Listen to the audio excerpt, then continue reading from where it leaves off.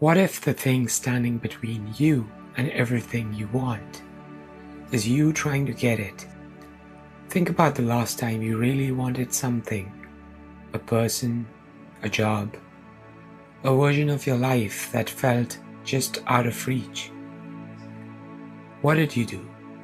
You probably pushed harder, thought about it more, you checked more, reached out when you shouldn't have, tried to control the timing, tried to control the outcome, and the harder you pushed, the further it felt. And the more you needed it, the more it slipped. That's not a coincidence. That's actually how reality works. And once you understand why, you'll never chase anything the same way again. There's a concept in physics called the observer effect. When you observe a particle too closely, you change it. The act of watching alters what's being watched. Your life works the same way. When you grip something too tightly, a relationship, a goal, an outcome, you're not just wanting it, you're strangling it. You're sending a signal to the universe. I don't trust this will come, so I have to force it. And that signal, the God, universe, hears it. The universe responds to it. And this is where it goes deeper than psychology.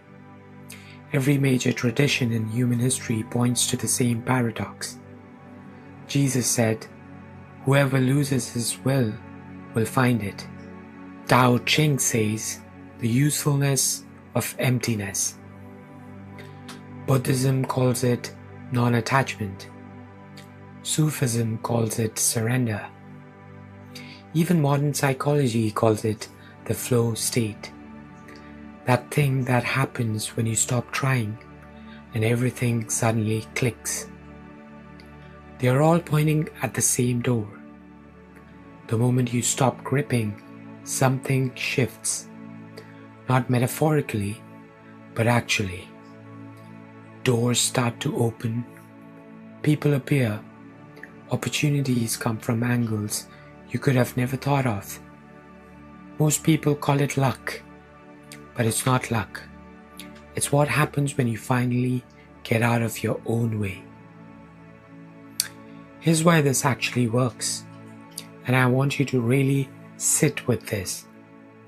When you're in control mode, your brain is running on fear.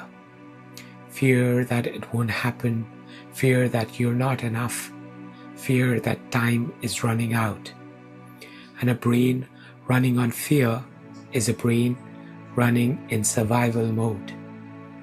It can't create, it can't receive. It's too busy defending. But the moment you surrender, genuinely let go, not as a strategy, but as a real act of trust, your nervous system shifts. You move from contraction to openness, from grasping to receiving. God, or life, or the universe, whatever word feels true to you, doesn't respond to your panic. It responds to your peace. Peace is the signal that says, I trust there's a plan bigger than the one I'm trying to force. And that trust unlocks everything.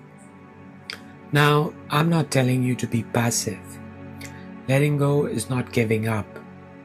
There's a difference between a hand that's open and a hand that has dropped. An open hand can still receive. A dropped hand receives nothing. You still do the work. You still show up. You still plant the seeds. But then, and this is the hardest part, you let go of when, how, and whether the fruits harvest or not. Because here's what most people miss. The thing you think you want is really the actual thing you need. And when you're gripping so tightly to your version of the plan, you block the better version from reaching you. God can't fill a tight fist. So what does letting go actually look like? It starts with one honest moment of saying, I've done what I can. I trust what I can't control. Not once, over and over again. Every time the anxiety comes back, every time the urge to check, to push, to force, you return to that sentence. It's a practice, it's discipline, not a feeling you arrive at and keep forever. And every time you trust that feeling, and every time you choose to trust over control, even for a minute, you're rewiring something deep. You're teaching your nervous system that you're safe without certainty, that you're whole without the outcome. And when you become someone who doesn't need it to happen, that's almost always the exact moment it does. The things that are meant for you don't require you to exhaust yourself chasing them. They require you to become the kind of person who's ready to receive them. That's the real work, not the forcing, but who you are right now in every moment.